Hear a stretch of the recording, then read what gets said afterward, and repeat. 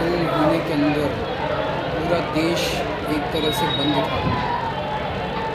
Corona की महामारी की वजह से पूरे विश्व के अंदर इस टाइम संकट छाया हुआ है। पिछले 1.5-2 महीने में आप लोगों ने खूब तपस्या की है। आप लोगों ने काफ़ी कठिनाई का सामना किया है और आपकी ये तपस्या विफल नहीं होगी। मुझे पूरा यकीन है कि कोरोना की महामारी से हम सब लोग मिलके इसका सामना कर रहे हैं और इस पर हम लोग जीत हासिल करेंगे।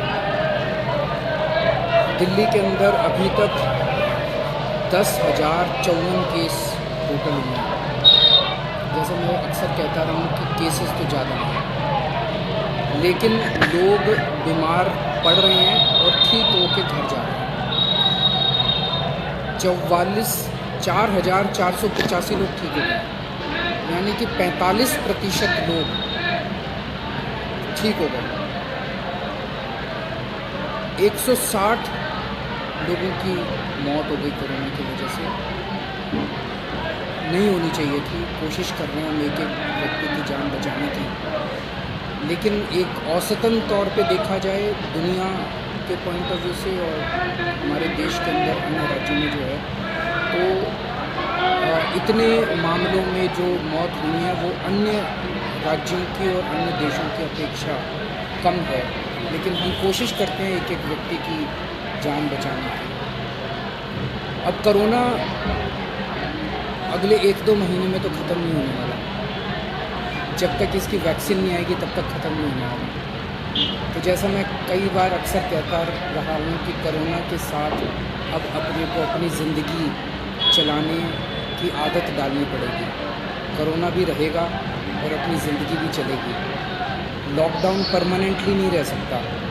1.5-2 महीने जो लॉकडाउन रहा, इस समय का हम सब लोगों ने, दिल्ली सरकार ने अपनी तैयारियां करने के लिए इस समय का इस्तेमाल किया।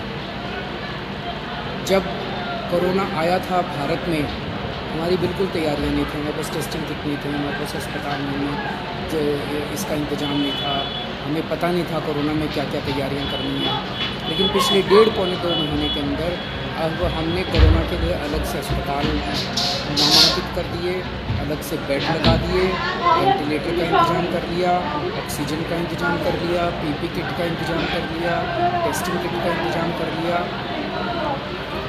अब हमें अपनी अर्थव्यवस्था को धीरे धीरे खोलने की दिशा में बढ़ना है। एकदम से भी नहीं खोल सकते, अब धीरे धीरे हमें खोलने की दिशा में बढ़ना है। कल केंद्र सरकार ने इस बारे में कुछ गाइडलाइंस जारी की हैं। उन गाइडलाइंस को ध्यान में रखते हुए दिल्ली सरकार ने कई सारी चीज़ों को खोलने का, लॉकडाउन में ढील देने का निर्णय किया। पहली चीज़ कि लॉकडाउन 31 मई तक जारी रहेगा, ऐसा केंद्र सरकार का आदेश है। लेकिन इस लॉकडाउन में कई सारी ढील दी जाएगी। पहले मैं आपको ये बता दूँ कि क्या क्या अलाउ नहीं होगा दिल्ली के अंदर। मेट्रो नहीं चलेगी, सारे school, college, coaching institute, training institute सब बंद रहेंगे, सारे होटल बंद रहेंगे, सारे cinema hall, shopping mall, gymnasium, swimming pool, entertainment park, theatre, bar, auditoriums, assembly halls, ये सब बंद रहेंगे। Social, political, sports, entertainment, academic, cultural, religious या किसी भी तरह की बड़ी गैदरिंग्स ये नहीं हो पाएंगे, ये अलाउड नहीं होगा। कोई भी धार्मिक स्थान या रिलीजियस प्लेस या प्लेसेस ऑफ वर्शिप बंद रहेंगे। कोई भी रिलीजियस गैदरिंग अलाउड नहीं होगी। बार्बर, स्पा और सैलून ये अभी फ़िलहाल बंद रहेंगे। शाम को 7 बजे से सुबह 7 बजे तक घर से निकलना अलाउड नहीं है। केवल एसेंशियल सर्विसेज के लिए अलाउड होगा। 65 साल से ऊपर की उम्र के लोग, 10 साल से छोटे बच्चे, प्रेग्नेंट महिलाएं और जिन लोगों को दूसरी बीमारियां हैं जैसे डायबिटीज़, दिल की बीमारी, ऐसे लोग का घर से निकलना वर्जित होगा, क्योंकि इन लोगों के लिए कोरोना जानलेवा साबित होगा। रेस्टोरेंट्स को खुलना अलाउ होगा, लेकिन वहाँ बैठ के खाना अलाउ नहीं होगा। केवल रेस्टोरेंट्स में होम डिलीवरी अलाउ होगा। स्पोर्ट्स कॉम्प्लेक्स और स्टेडियम ये खोल दिए जाएंगे, लेकिन यहाँ किसी भी मैच के दौरान दर्शक अलाउड नहीं होंगे।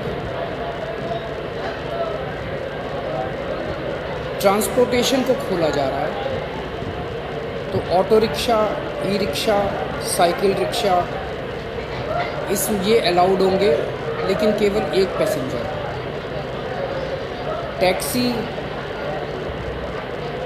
कैब्स ये अलाउड होंगे, लेकिन केवल 2 पैसेंजर। ग्रामीण सेवा, फटफट सेवा, इको फ्रेंडली सेवा ये अलाउड होंगे, लेकिन केवल 2 पैसेंजर्स। मैक्सी कैब में केवल 5 पैसेंजर्स और आरटीवी में 11 पैसेंजर्स। लेकिन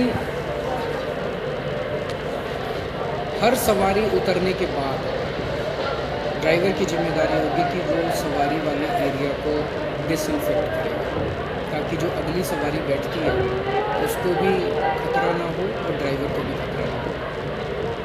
कार पूलिंग या कार शेयरिंग अलाउड नहीं होगी। एग्रीगेटर्स, दिल्ली में बसें चलना चालू हो जाएगा।